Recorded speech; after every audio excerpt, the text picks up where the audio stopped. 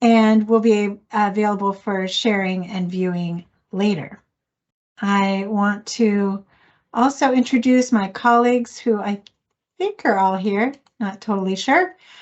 Phil Thompson from our Contracts Division, Tara Atiam from our Assessment Policy Division, working on evaluation, and the rest of the School-Based Partnerships team, please wave: Sema, Caitlin, Samantha, and Sarah. Before we get started, we would really appreciate knowing who is here today. If you would, please share in the chat your name and the organization that you are representing today.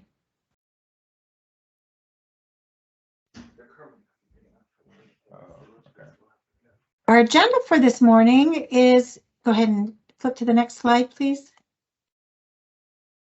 Our agenda for this morning is to provide an overview of technical requirements of this RFA, share the vision and mission of Best Starts for Kids and our School-Based Health Center program at Public Health, and then to review some of the key aspects that we would encourage you to focus on from the RFA, describe data and evaluation for your application, and later for program implementation if funded. We will cover criteria for applying, and then we'll have some time for your questions.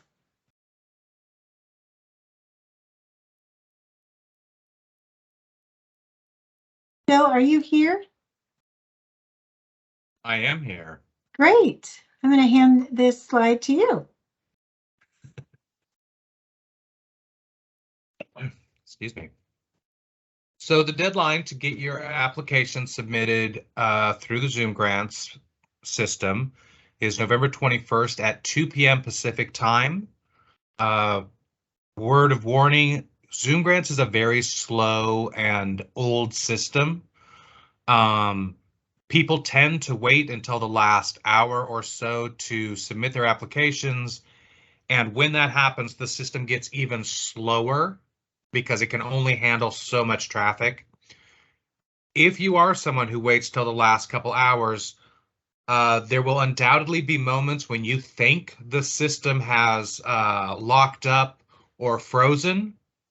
Know that it hasn't. It's just very slow. And a 5-minute staring at the little blue spinning wheel of death actually means nothing. You should expect that. If you get, for the complete applications in the RFA instructions, section 6 lists out what you will need to have in your packet to be considered a complete application. I strongly advise everyone to check that and make sure that you have all those documents in there.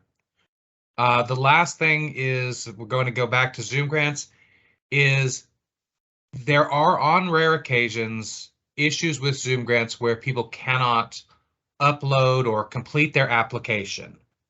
If that happens, you can feel free to email it directly to me. Understand that when you do that, I can go into and will go into Zoom Grants to make sure that you initiated an application, that you did start there, so that I can check what happened with your application. But if you get to 159 and realize it's just not happening, then go ahead and email it to me. I would rather have you get it in that way, even though it's not the preferred, than have it not arrive at all.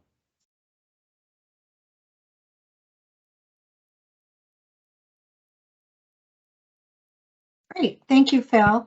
We'll stay here for just a minute more, and I'm going to go ahead and drop in the chat Phil's email, so you have that. It's also inside the RFA, right at the very top of the document. Let me share that now.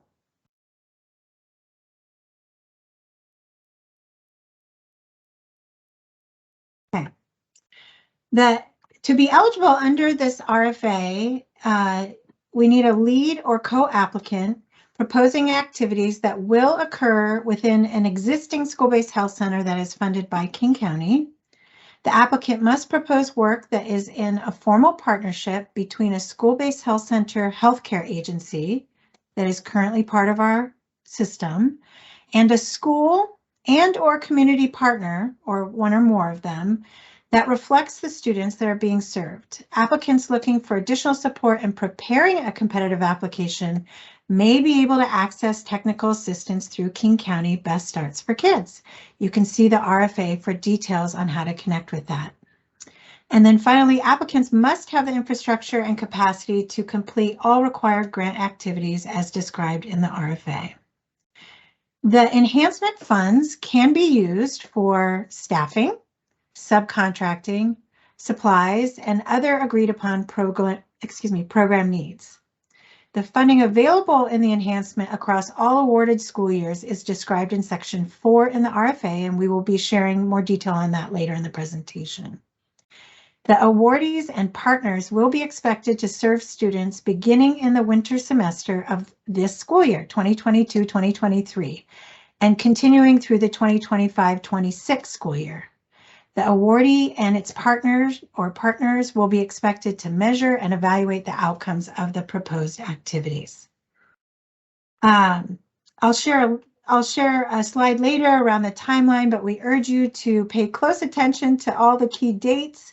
Today is our information session, and we'll share later on the other pieces, but just know, as Phil mentioned, that these proposals are due November 21st by 2 o'clock King County time. Next slide, please. If you have questions and you are in Teams, and it looks like most folks are, feel free to add your questions to the chat as we go. And if you're on the phone, when we get to the Q&A, we'll open up that phone line for questions. Next slide, please. Now I'm going to provide a brief overview of Best Starts for Kids. I know many of you are already very familiar, but for those who may be new to this work, we want to share that the vision of King County's Best Starts for Kids is happy, healthy, safe, and thriving. We want to see babies born healthy, kids thrive, and young people grow up to be happy, healthy, successful adults. Through this RFA process, Public Health Seattle King County, through investment from Best Starts for Kids levy, is requesting applications from healthcare service providers and school and/or community partners, see Section 3 again for eligibility, to implement enhancements to school-based health center services in King County. The purpose of these enhancements is to advance social justice, racial equity, and culturally responsive school-based health center service provision, and to increase mental and behavioral health care in school-based health. BSK is King County's community-driven initiative. It was initially approved by voters in 2015 and renewed in 2021. Its mission is to invest in comprehensive supports for children, youth, young adults, and families and caregivers, catalyzing strong starts in early childhood and sustaining those gains as children progress to adulthood, which is the key focus of our school-based health centers. By promoting positive outcomes for children, intervening early when kids and families need support, and building on family and community strengths, BSK launches King County's young people on a path to lifelong health and well-being. It is driven by the foundational value that centering the voices and lived experiences of communities across our region most impacted by systemic racism is critical. Next slide, please. For all the BSK funded programs, and we encourage you to look at our BSK website to see our significant and robust portfolio, we seek to support community-led and community-informed organizations that are reflective of and embedded in the communities they serve across all aspects of leadership and service. We also seek to support community healthcare agencies, schools, and community agencies that recognize and address the disparities that exist in our communities now. Applicants will be asked to demonstrate an understanding of and a commitment to the principles of equity and social justice, as shown through their staffing and their board or other relevant decision-making structures within their organizations, the services that they tailor to community need, and commitment to ESG and continuous improvement.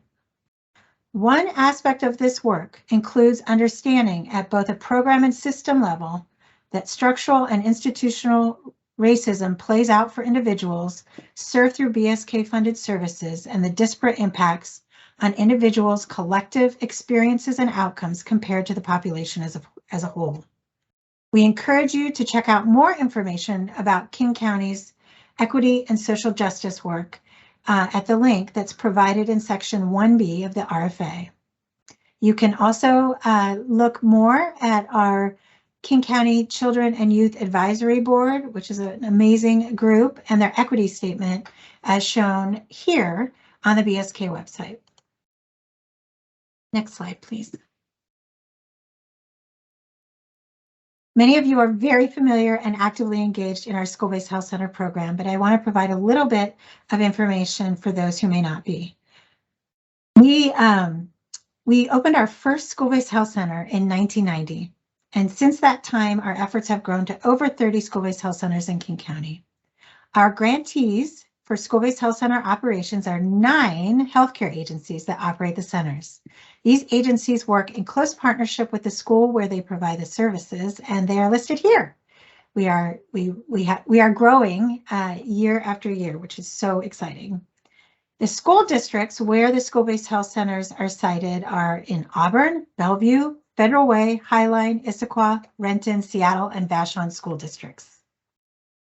Funds through this RFA will be awarded to either healthcare organization that operates one or more existing school-based health centers in King County and/or a school or community organization that is applying as a co-applicant with one of these healthcare organizations. The enhancement funding will contribute to progress in achieving the overall goals of BSK as measured by the headline and secondary indicators as listed in Part C, the request of the RFA. Additionally, this funding will contribute to key school-based partnerships program indicators also listed in that section. Next slide.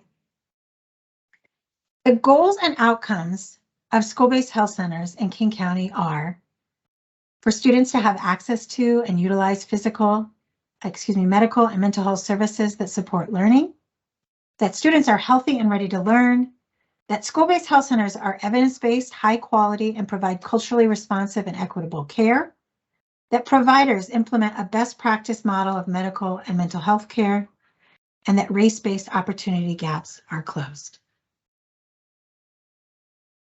Next slide, please. Our school-based health centers, we are very proud to share, provide comprehensive healthcare services in school settings to children and adolescents, many of whom are historically underserved. These center operations are funded through both the City of Seattle Families Education Preschool and Promise Levy and the Best Starts for Kids Levy.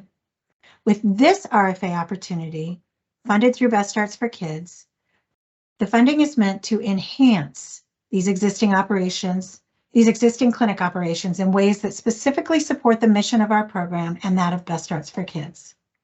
In addition to healthcare access and services, school-based health center investments are designed to promote early intervention, prevention, and treatment of health-related barriers to learning and life success, and increase the number of students that graduate prepared for the post-secondary pathway of their choice.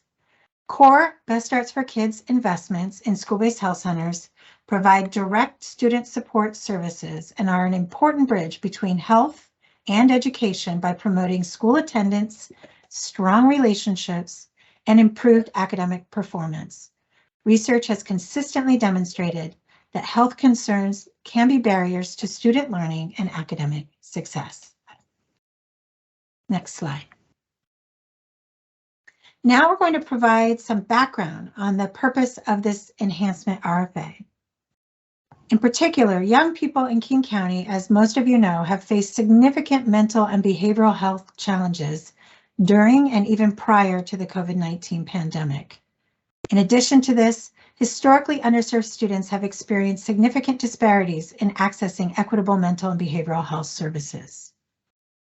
This enhancement funding through BSK aims to improve access to and provision of equitable and culturally responsive school-based health center mental and behavioral health services through interventions at the individual, policy, and systems levels, depending on your proposed activities. The activities should be clearly linked to outcomes that benefit students with a particular focus on historically underserved populations. The focus populations for this RFA are students attending public or tribal schools in King County with an existing school-based health center. The focus for this investment is on students who have been historically underserved with a demonstrated need for enhanced supports in mental and behavioral health. For this RFA, we're defining historically underserved students to include African American, Black, Hispanic, Latino, Native American or Pacific Islander, underserved Asian populations, other students of color, refugee and immigrant communities, families living homeless, English language learners, and lesbian, gay, bisexual, transgender, queer students, LGBTQIA+. National level data shows us, sadly, that 20% of children have a diagnosable mental health condition such as anxiety, depression, or attention-related disorders. An important source of mental health supports is within schools, including services provided by school staff, our school-based health centers, and community-based organizations operating within the school. Youth receive mental health supports in schools more often than any other setting. School-based mental health care is associated with positive mental health and academic outcomes for children and youth. Increased access to mental health supports and services within schools improves the safety of our schools and promotes a school culture that supports inclusion and well-being for all of our students. As the need for youth mental health services increases, so does the need for a workforce that reflects the demographics of the students to be served by these services. Currently, the demand for mental and behavioral health care exceeds the availability of services within Washington State, which I know probably all of you already know. Although all children and families may have difficulty accessing and utilizing adequate and effective mental health services, historically underserved children and adolescents have an even greater difficulty in receiving quality healthcare services. Lack of access to care during childhood and adolescence can result in long-term negative outcomes on health and economic well-being into adulthood. This amplifies the need for existing providers to provide culturally relevant and equity-focused mental and behavioral health services to youth, which is why we focus the RFA in these areas. Next slide, please.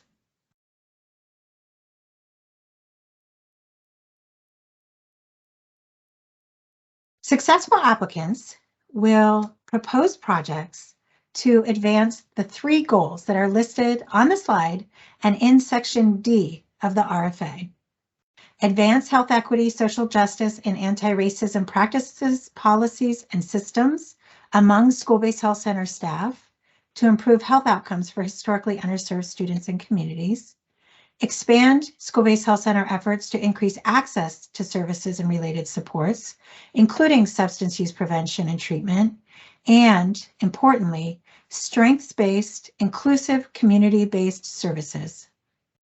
And third, embed and implement culturally responsive healthcare and hiring practices in school-based health centers to increase language access, referral for services, trauma-informed approaches, and person-centered healthcare. Each applicant must propose activities to advance each of the 3 goals. Selected proposals will negotiate program-specific indicators with public health in alignment with those headline and secondary indicators as listed in Section 3 of the C of the RFA. Section C. The finalized indicators and associated performance measures and targets will be included in the contract agreement. In Section D of the RFA, we've provided a table with examples of possible approaches. These are provided only as examples that could be supported by this funding opportunity. This list is not meant to exclude other possibilities. Proposed activities should relate to the indicators listed, as well as consider Best Starts for Kids evaluation principles as outlined in the Best Starts for Kids implementation plan, which is linked in the RFA Section 2D. Next slide, please. As we've already stated, the funds through the RFA will be awarded to either a healthcare organization that operates 1 or more existing school-based health centers in King County, or a school and community organization applying as a co-applicant with one of these healthcare agencies. The enhancement funding will contribute to progress in achieving the overall goals of the BSK as measured by the following headline and secondary indicators.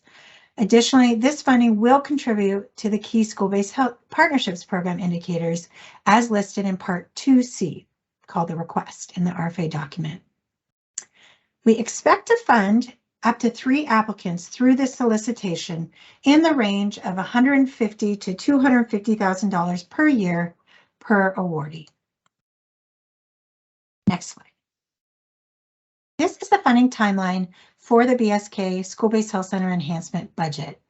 The funding available across all awarded school years in the first school year or for the remainder of this school year, $414,185. For next school year, $424,286. And then starting in September of the 2024-25 school year, $434,476. Public Health Seattle King County will work with awardees to set a final budget for program deliverables during the agreement negotiation process. The awardee may be eligible for renewed annual BSK levy investments through the end of the levy, December 31st, 2027. Sounds far away. If successful in achieving annual performance targets and if there is mutual agreement between the awardee and public health on completion of agreement expectations and deliverables. Next slide. Again, applications are due November 21st by 2 o'clock, King County time through Zoom grants. Awarded grants will be made through a 3-year agreement beginning February 1st, 2023. At the end of that time frame, the awardee may be eligible for renewed investments through December of 2027, as I mentioned. Next slide. Visually, here's the timeline that is listed in the RFA. The last day to ask, today is our information session. The last day to ask questions is November 10th by 4 o'clock through Zoom grants. There is access to our to technical assistance through Best Starts for Kids, and the last day to access that technical assistance is November 14th, and you can visit the RFA for details on how to link up with that. Applications are due November 21st. The review process will occur in November and December, and applicants will be notified of the review process outcomes in late December or early January. Our anticipated start date is February 1st, 2023. Next slide. Now I'm going to pass it to my colleague Tara to walk through some data and evaluation elements for RFA responses. Hi, everyone. Thank you, Erin, for the introduction. As Erin mentioned, my name is Tara Atyam, and I am the Best Starts for Kids evaluator for school-based health centers, along with some other strategies. So as Erin also mentioned, we're going to transition to share more about the data evaluation components of your application, as well as the partnership work if funded. So the principal guidings our data and the principles that are guiding our data and evaluation work are partnership, collaboration, and accessibility. And we hope you will see these values reflected in our work together and invite you to keep us accountable to them. And today I'll talk about why we're looking for regarding data and evaluation in proposals. And as I know, many of you may already be hard at work on your applications. And I'll talk about some data sources you may find helpful in putting together your proposal. And although it's not a big part of the proposal process, also talk about evaluation, just really high level information so that you know what to expect if you are awarded. Next slide, please. Thank you. So when you think about incorporating data in your proposal, you start by identifying the story that you want to tell. What is the powerful story about your organization, program, or community that shows why your proposal can make a difference? If you approach the proposal like a story, it can help you decide what information to include and where. And when reviewers read your proposal, they'll get a clear picture of what you plan to do. And there's a reason we're suggesting these steps in this particular order. You can spend a lot of time digging into data, but if you know what you're actually looking for, it's much easier to find them. So think about what data could actually help tell your story. And once again, just read the RFA very carefully. It will tell you what reviewers are looking for and how proposals will be rated. You may see criteria related to understanding equity or disparity issues, filling service gaps, and meeting community needs, and all places that data may be helpful to tell your story. But you will most likely not see a standalone criteria simply about using or including data. So use it where it helps tell your story and make a strong case for funding. And you don't need to spend hours wading through statistics. I'll share some more resources of where to look for the data. Next slide, please. So the Best Starts for Kids values many different kinds of data, including community-generated data. And today I'll highlight a few data sources, but you're not restricted to them at all. We encourage you to think broadly of what different kinds of data could be used to tell your story.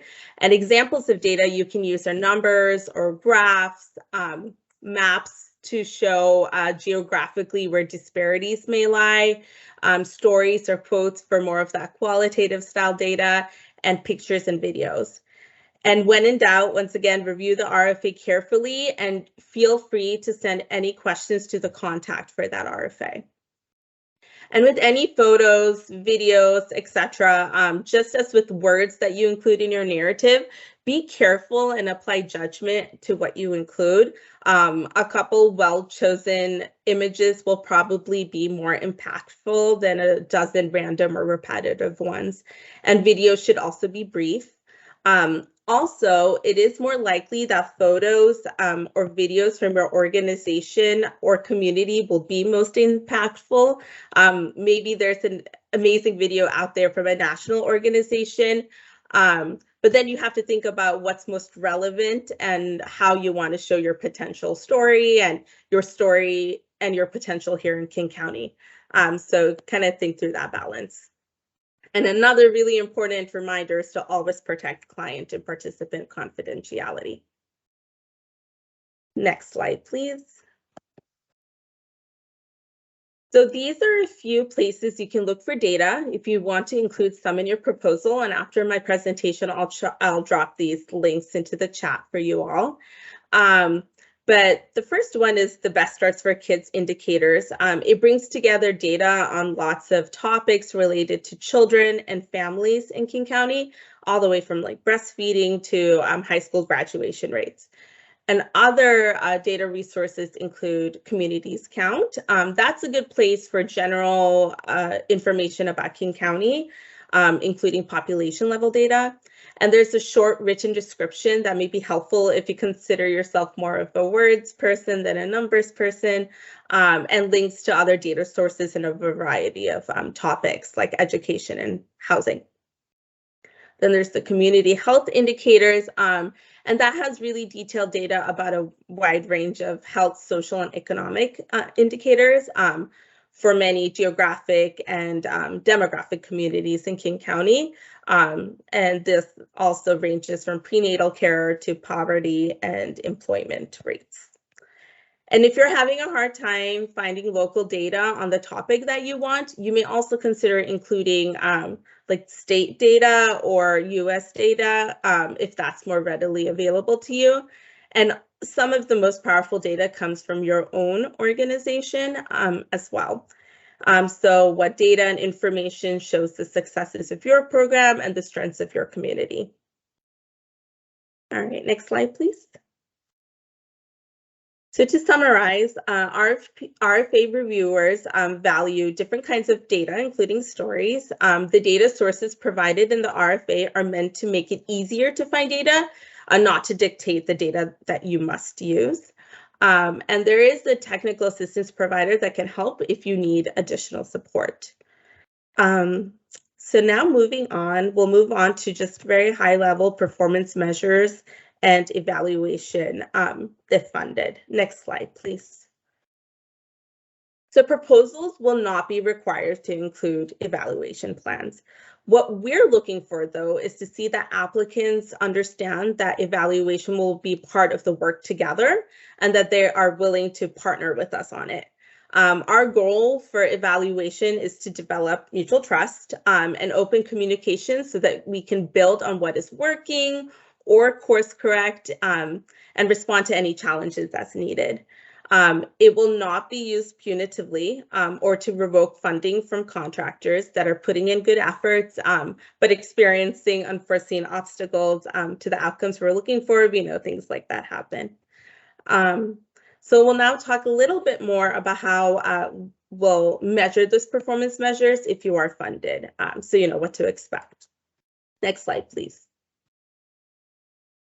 Thank you. So funded applicants will be expected to collect data aligned with the school-based health center performance measures. And a few examples are listed here. They're the number of students who use school-based health center services, number of trainings provided to staff, and satisfaction measures as well. Those are all examples. And data collection will be included in the client level data, such as demographic information about service provided, survey information, and data about individual outcomes. And there are two types of BSK data reporting. The first is around submitting performance measures, and this is more of the quantitative side of data collection. And the second is that grantees will also be asked to submit narrative reports to share qualitative information. And that information includes successes, challenges, system changes, and any other requested information. So this includes the portion of the presentation. Thank you for your time, and please feel free to ask me any questions. I'll put in those data resources into the chat right now, and I'll pass it over to Erin. Thank you. Thank you, Tara. Thank you so much. Okay, next slide. Thank you. So please, as I know you will, read the required elements for application submission carefully. Incomplete applications will not be accepted. Complete proposal packages will include 7 attachments as described starting in section 6, proposal process in the RFA. Submit each attachment with attention to responding completely to the instructions and questions as provided. Responsive proposals will be reviewed strictly in accordance with the requirements stated in the RFA and any amendments that may be issued. The rating criteria for proposal review is under section 7, selection process. Proposals will be reviewed by a panel and scored based on the rating criteria as described in the RFA. The county will make final decisions based on scoring and other relevant factors. The review process is described in section 7B. Public Health Seattle-King County anticipates that requests for funding from the pool of selected applicants may exceed the total dollar amount of funding available through this RFA. If this occurs, the county reserves the right to enter discussions with applicants to assess if proposed services and activities can be scaled to match the dollar amount offered by the county. A list of additional information resources and background are listed in the end of section 7, and we encourage you to have a look at those. Next slide. This concludes our information portion of the information session today on the School-Based Health Center Enhancement. We're going to spend the rest of our time here hearing your questions and doing our best to respond to them. And we'll go ahead and have you just go ahead, Kathleen. Thank you. Hi, thank you everyone. My name is Kathleen Perez. I work for Inclusive Data. We provide grant assistance called technical assistance, so we provide free grant help. I can't use the chat. Teams is very finicky, but if you need help, you can contact us at bsk@inclusivedatasolutions.com. And so I have kind of something to say and then a question. So I missed the first part of this. It was really hard to join the meeting. The link was not working for me. I had to put it into Firefox instead of Chrome. It's very strange, never happened before. I know that another community-based organization was not able to join the meeting for that reason. So I'll be reaching out to Phil to kind of brainstorm how to prevent something like that in the future. And then secondly, because I missed a good chunk of the meeting, you may have already gone over this, but I'm wondering, what is the legal classification for the different organizations that can apply? So for example, if you have an LLC or you have a nonprofit that is not a 501c3, can you apply? Do you need a fiscal sponsor? What is the situation with that? Thank you. Great. We will prepare a detailed response. Kathleen, thank you for being here. I'm so sorry you had technical challenges. This session is being recorded. So if you want to touch in with me later or with Phil, we can make sure that the recording gets to the organization you mentioned. And thanks for being here. I did drop your email, if I could just confirm, bsk@inclusivedatasolutions.com. That's right. Thank you. Okay, great. Thank you. So we have left the description of school and or community partner very open, and we can be more specific in a formal response to this question later. If the partner is a co-applicant, they would be doing that with an existing school-based health center or healthcare agency as described in the RFA. So there's not a specific limitation at this time. It would just be that the organization that might fall in those categories would be a co-applicant with a school-based health center. That's helpful. Thank you, Erin. Thank you.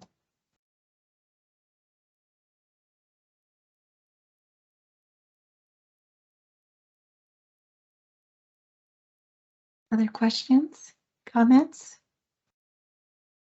Jokes for a Wednesday?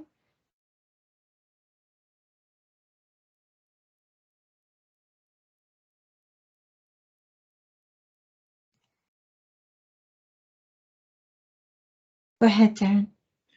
Hi, I had a question about the annotated budget, which is one of the required attachments. There doesn't seem to be any guidance on what that is, nor do I see a form in Zoom grants, and there doesn't seem to be any kind of template included with the RFA. So yeah, that should be in Zoom grants. Phil will work on that for us. Okay, yeah, yes. Okay, thank you. Yeah, I don't. Thanks for checking. Yeah, I thought it was welcome. uploaded there, but I may have missed that. Sorry, I missed part of that. Be there. What document? What document are you looking for? It's the budget document is a separate Excel that needs to be in Zoom grants for folks to be able to pull down and fill out. We'll make sure that gets there, Darren. Thanks for bringing that to our attention. Oh, you're welcome. I also wanted to say, in Zoom grants, I'm just not seeing any way to attach anything, or I see where the form that lists all the zip codes, and then on the next page, all I see is there's a submit button and a print button, but there doesn't seem to be any way to attach anything in Zoom grants. So just wanted to make you aware of that. Phil, is there anything you'd want to add about that, or we can just focus on troubleshooting after this session? There is, from the applicant's view, I'm going to pull it up so that I can see it while I'm doing it. It does allow you to upload documents. I have to wait for Zoom grants to finally load. Feel free to share your screen if that would be helpful, Phil.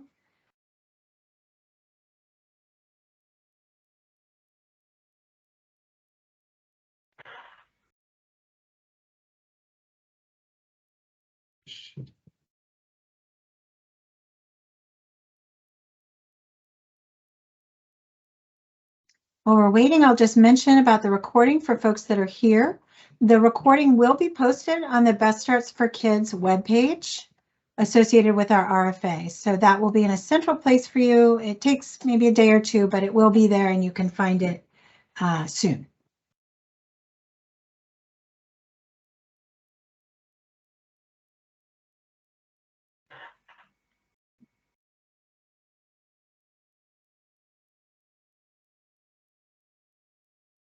How's it going, Phil? Slowly, as is the case with Zoom grants with kids too.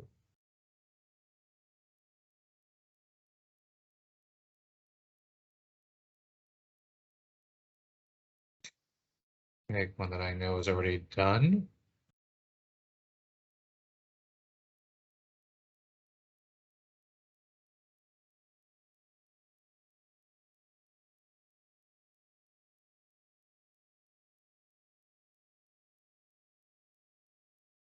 Maybe Zoom Grants has an alternative motive to promote mindfulness. They want people to sit and take deep breaths while you wait for the pages to load. Yeah, so you can see this. I have administrative privileges and it's not busy, but it is taking this long.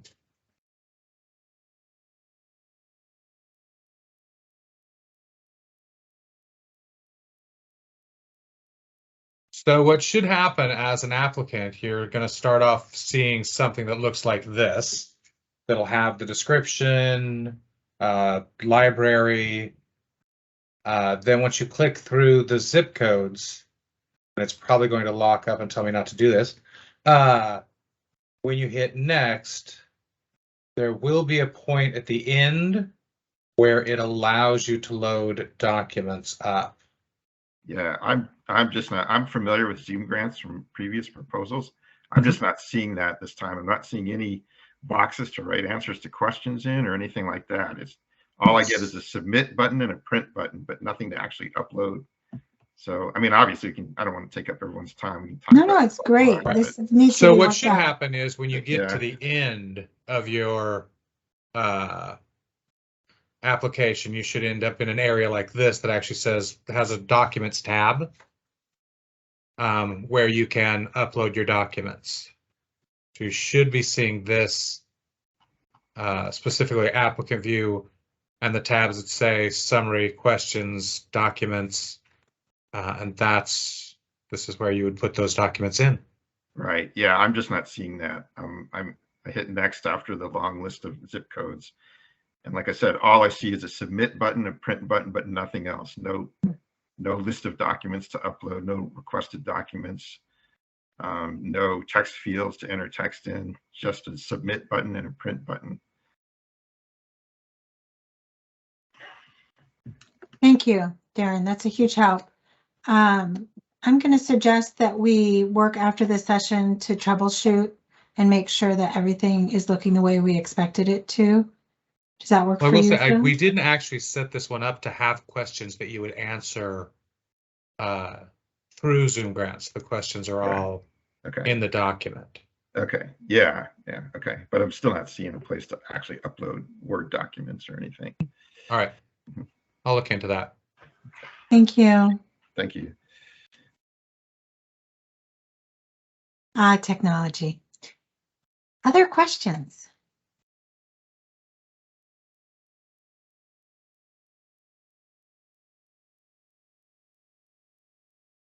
Does my team have anything to share that I may have overlooked?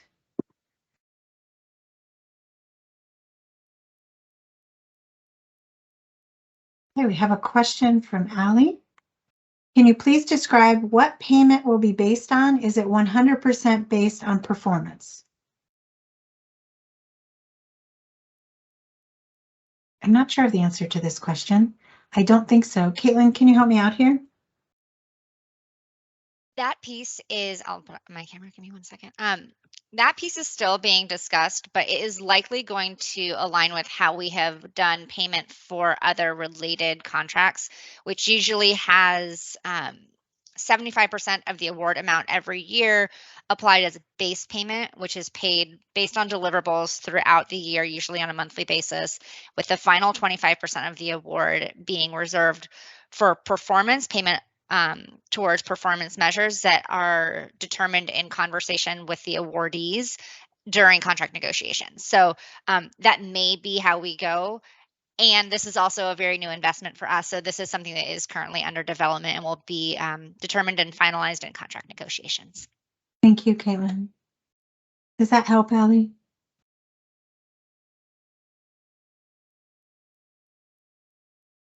Thank you.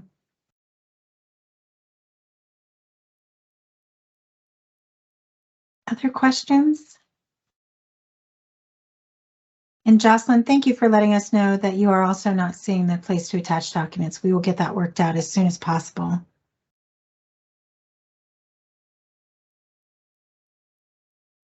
Looks like Allie has another question.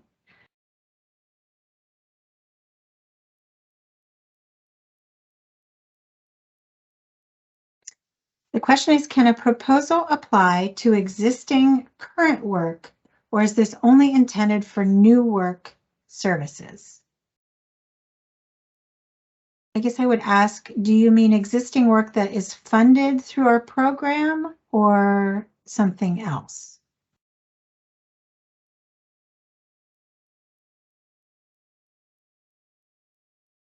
Unfunded existing work. Absolutely. It doesn't have to be something that you don't have any foundational work. It just has to meet the 3 goal areas.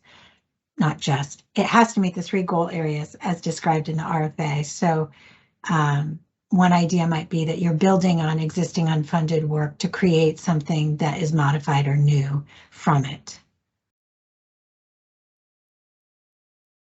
Looks like Amanda has a question.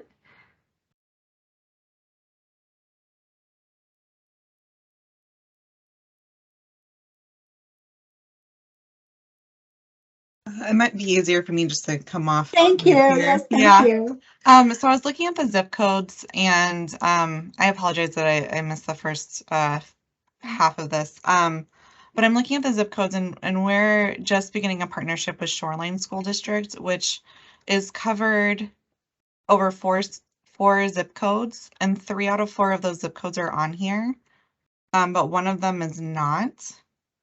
And I'm wondering what's the flexibility here, because one of the schools in that school district isn't on this zip code list. And is the zip code list fully locked in, but if we're working with the school district?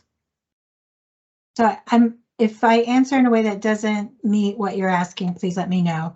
That as described in the eligibility, the funded work needs to occur in an existing school-based health center in King County. Mm-hmm. So I'm guessing that if you are describing an idea of proposing work in a Shoreline School District school-based health center, we do not have a current funded school-based health center in King County that is in the Shoreline School District. Gotcha. And that was probably part of the beginning that I missed. Okay, Yeah. Thank you. Does that help? It does. Thank you. Thank you. Thank you. Other questions?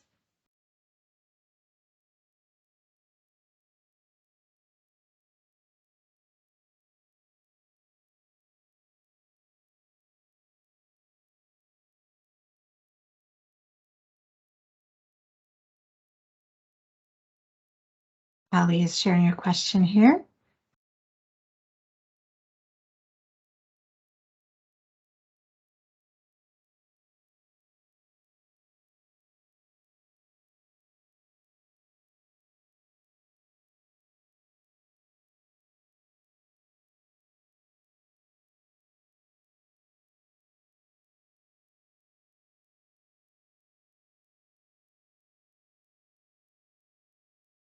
The question from Ali is, we are trying to protect the administrative burden on our mental health therapists. For reporting requirements, are these expected to be able to be fulfilled through admin and support staff? That's a great question, Ali. The performance measures and other measures that will be part of the contract agreement will be negotiated as Caitlin just described.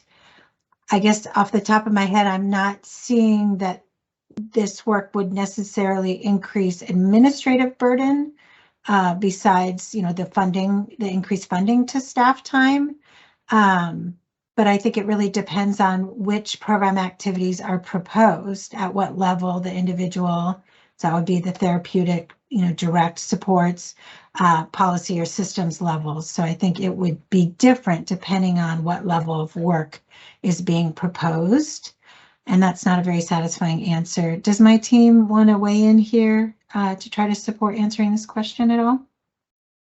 Yeah, I'd be happy to add something. This is Sarah. I think, Erin, what you said is very true and important. It's about, depending on the work that you propose, we would develop sort of what reporting expectations might come out of that. So it is a little bit ambiguous at this time.